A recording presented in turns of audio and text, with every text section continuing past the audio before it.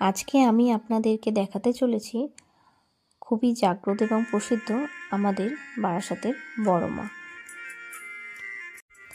এই মন্দিরটি অবস্থিত বারাসাতে চাপাডালি মোড়ের কাছে লরি স্ট্যান্ডে। আপনারা যদি বারাসাত স্টেশন থেকে আসেন তাহলে টোটো বা ভ্যানে 5 মিনিট লাগবে আসতে।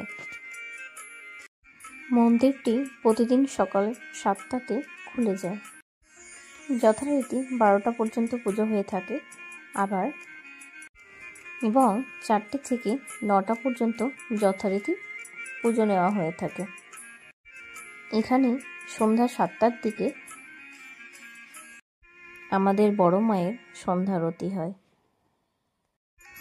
আমাদের এই বড় মা হলেন খুবই জাগ্রত।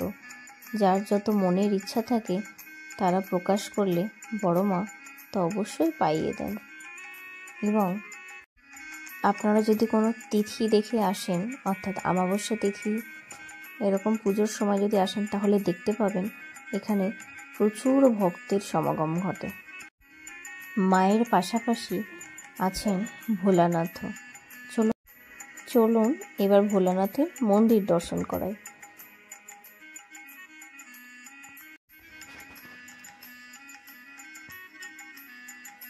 চলে আসলাম আমরা ভোলানাথের মন্দিরে।